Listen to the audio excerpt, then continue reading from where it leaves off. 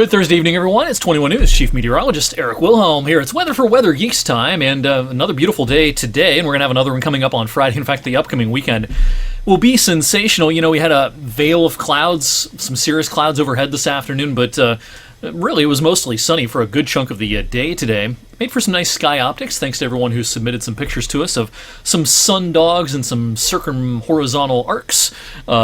Light refracting off of those tiny ice crystals up in those high cirrus clouds.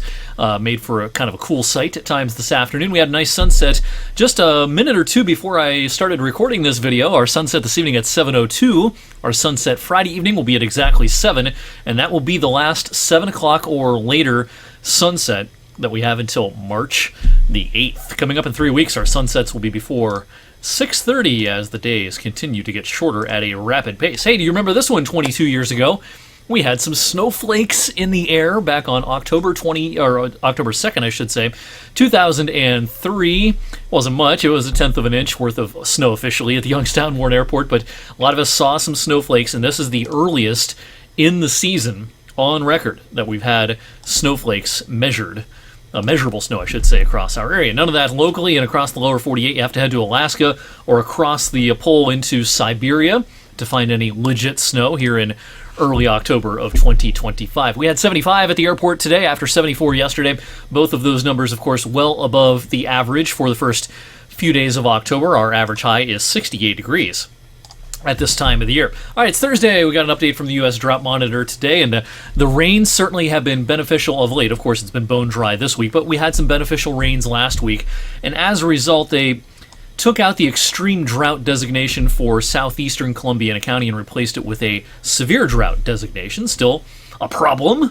It's not great, but it is a one-category improvement over where we were down towards East Liverpool and Salineville and the Lisbon area as well. Across the rest of the area, abnormally dry conditions. The official designation in a lot of Mahoning County, southern Trumbull County, and half of Mercer County as well. About the same as last week. Also, really no changes from last week with the moderate drought in northern Trumbull and northern Mercer County as well as the rest of Columbiana County. As far as Ohio as a whole, the statistics today from the U.S. Drought Monitor, a moderate drought noted in about 55% of the state, 14% of the state, including southeastern Columbiana County, a severe drought, and the extreme drought now is confined to northwestern Ohio. Eastern Ohio has done a little bit better, of course, as of late.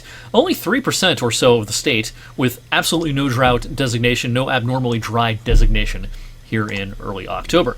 We've got some great weather for high school football so far this season. This week, no exception. It's going to be just beautiful outside Friday evening.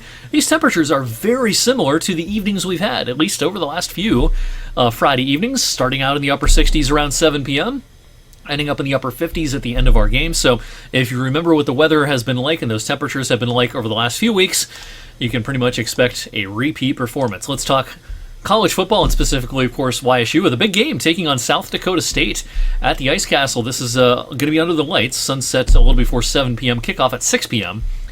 Saturday evening. And so we'll have sunshine for tailgaters Saturday afternoon. Very warm, upper 70s, lower 80s.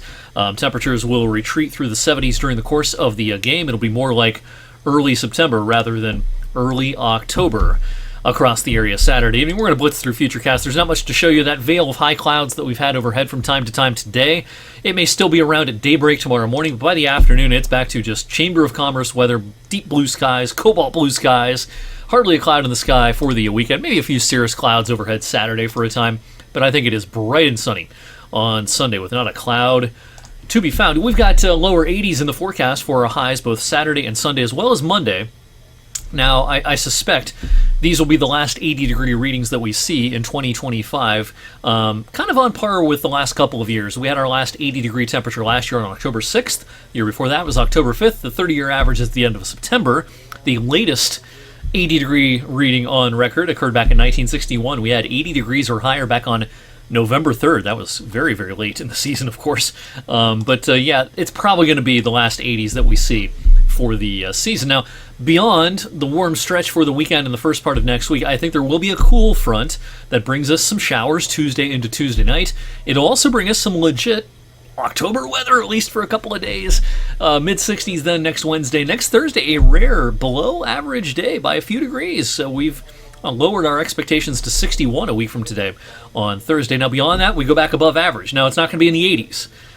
But by the 12th of October, a 68-degree day is 5 degrees above the average. Of course, our averages are falling quickly at this time of the year. So, yeah, we go back to a warmer-than-average pattern, I think, in short order after we get done with that cool shot during the middle of next week. And some needed raindrops should accompany that. Again, mostly Tuesday and into Tuesday night. That'll do it for me on Weather for Weather Geeks on this Thursday evening. Thanks for watching tonight and all week long. Have a great Friday, and I will see you back here on Monday evening.